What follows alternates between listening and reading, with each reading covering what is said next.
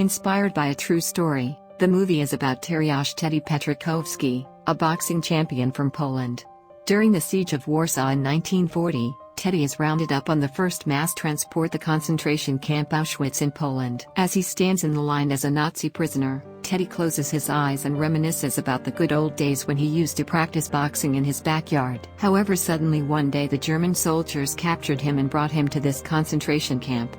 After being captured, Teddy along with other fellow prisoners are forced to work all day breaking stones and transporting them near a hill. They're not even given basic facilities. All of the prisoners are crammed in a single room. Their food is just watery soup, which is not enough for them to work long hours. Among the prisoners there is a 15-year-old boy named Janek who is often bullied for food. One day while working in the field, an elderly prisoner talks about his escape plan from the concentration camp. However, when the German soldiers learn about this, they thrash him on the head with a shovel, killing him mercilessly. The following day Janek approaches Teddy and tells him that he is one of his fans. The boy used to watch Teddy's boxing matches on TV. Later he goes to a German officer's house to deliver a chair. After doing his work he sneaks into the living room and steals some apples, which he later shares with Janek. The teenager then shares his apple with an elderly man named Eric. This makes Teddy realize that Janek is a kind soul. Unfortunately, the German soldiers learn about the stolen apples, so they come to punish Teddy.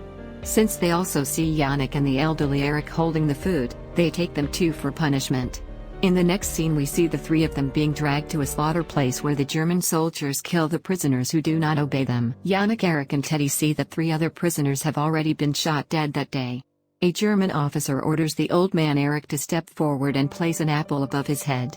Excessively fearing for his life, Eric obeys the orders. Then the officer points his gun at the apple. However, when he opens fire he shoots at Eric, killing him instantly. After this horrifying incident, Teddy is next in line as he's ordered to do the same. As Eric, however, our fearless fighter, casually starts eating his apple, claiming that he isn't afraid of anyone, especially the Nazis. This leads to the German officer becoming angry and he proceeds to assault Janek. Teddy begs him to stop, but Janek gets the punishment. That night Teddy cannot sleep as his mind is disturbed. He blames himself for putting Janek in such a condition.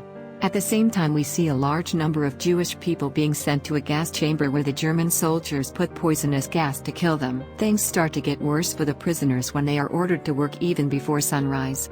Additionally, they're assaulted and given even less food than before. The prisoners are treated so badly that some even begin to fall unconscious and die on the spot. One night a German soldier throws a piece of food on the ground. Seeing this, the starving prisoners race with each other to get the food.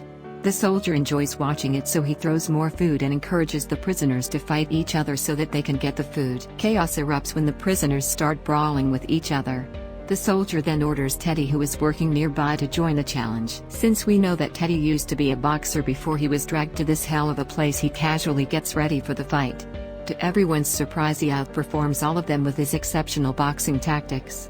A German officer who also used to practice boxing becomes intimidated by Teddy and challenges him to a fight. Our brave protagonist agrees right away, and so the match begins. Although everyone believes that the German officer will win, Teddy proves them wrong by landing a solid blow on his face. This makes him win the match and also the respect of the German officer.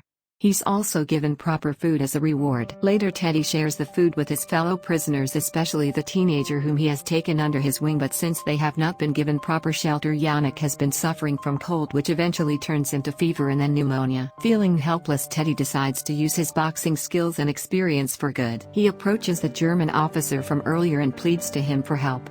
The latter agrees but says that Teddy has to do whatever he asks.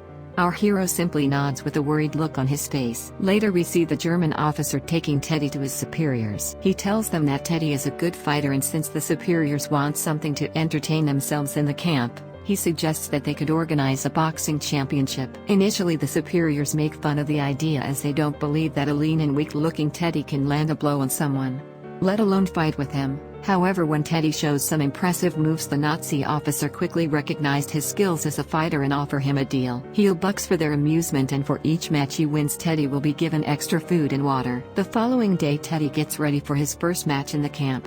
He easily beats his opponent in the ring, surprising most of the German officers who are in the audience. We also see a small German kid excitedly watching Teddy outperforming the soldier. Later he's given some food and water in exchange for winning the match. He is also sent to a horse stable to work as a part of upgrading his working environment. Since there's less work at the stable, he can rest there as well as practice boxing with newly gifted gloves. Additionally, Teddy is also allowed to visit the infirmary unlike other prisoners. He goes there to get his stitches done from the match earlier. After finishing up, he asks the nurse for some medicine for pneumonia. Since the nurse is a good woman, she hands him the medicine without any protest. She also gives him extra medication for other diseases. Following this, Teddy visits the sick ward and gives Yannick the medication for pneumonia. He also hands over the rest of the medicine to a health worker so that other dying prisoners can be cured as soon as possible. Over time, Yannick recovers from the disease and Teddy even manages to shift the teenager to the hospital to work. This way Yannick doesn't have to labor for hours and he can be in good health too. During his time in the hospital, Yannick also meets a beautiful girl who is the same age as he is. However, elsewhere in the camp, other prisoners are treated so badly that they are not even regarded as people. Every day hundreds of them are taken to the gas chambers and killed. Their condition keeps on getting worse as the days pass. Teddy defeats all the opponents that are put in front of him. Every victory brings hope not just for Teddy but for every prisoner of Auschwitz. He continues to share his rewards with other prisoners and also gets medicine for the sick.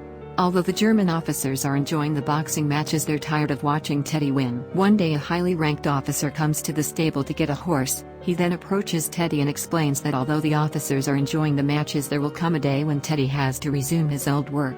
The next day the Nazis bring a stronger opponent from another prison hoping to see a new winner. During the match, Teddy takes a couple of blows from his opponent who is much bulkier than he is. However, our boxer proves to be the champion when he uses his sly tricks, outsmarting the opponent and eventually winning the match.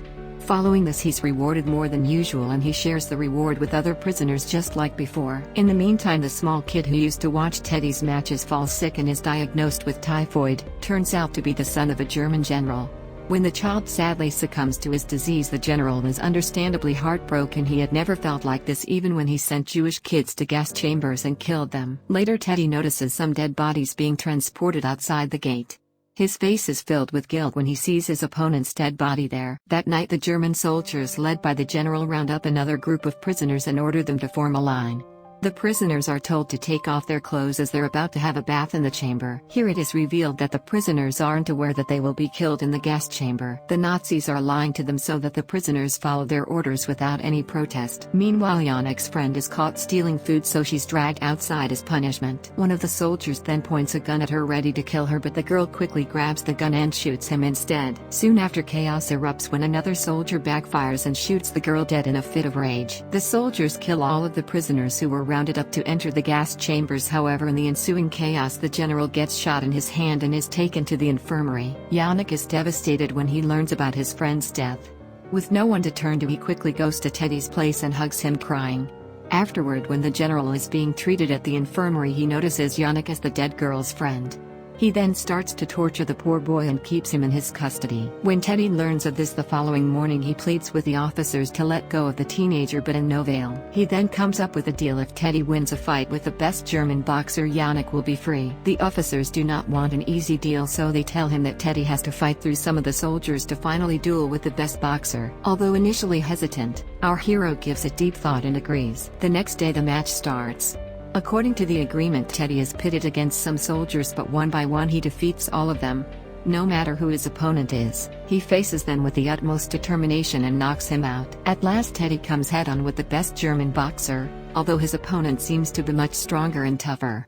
Teddy manages to land some good blows on him. Seeing this, the Germans are ashamed that they are being defeated by a mere prisoner, so they cheat the match by making Teddy drink a mysterious liquid. Soon after, he starts to get dizzy and slouchy. In the second round, despite this, he tries his best to stand up on his feet and defend himself. However, the Germans conclude the match, claiming their boxer as the winner. Teddy doesn't accept it, so he vainly tries to protest. Moments after, Yannick, who seems to be in a very bad health condition due to the continuous torture, is thrown in front of Teddy. The general then demands Teddy to brawl with the poor teenager instead dead, else the boy will be shot dead. Teddy says that he will not raise a finger at the boy, and this is when the general mercilessly opens fire and kills Yannick right in front of him. Sadly, our boxer is also tied to a pole all night as part of his punishment. The following day, Teddy manages to untie himself and goes to the place where all the dead bodies are burned. There he searches for Yannick and finds a small toy that belonged to him. He sadly grieves there for a while and then musters his courage to fight once again. In the next scene, Teddy enters the boxing ring where the best German boxer from the other day is brawling with other prisoners. To everyone's surprise, he challenges the German to a duel and the latter promptly accepts. Soon the match begins and Teddy takes a couple of blows at first, but he quickly gains his composure and counteracts with a few of his own punches. When the opponent is finally tired, Teddy gives him a powerful blow and wins the match. This impresses everyone around him, and as they cheer loudly, they call him the champion. Following this, Teddy is relieved from the prison, meaning he is free to go home. He isn't a prisoner anymore.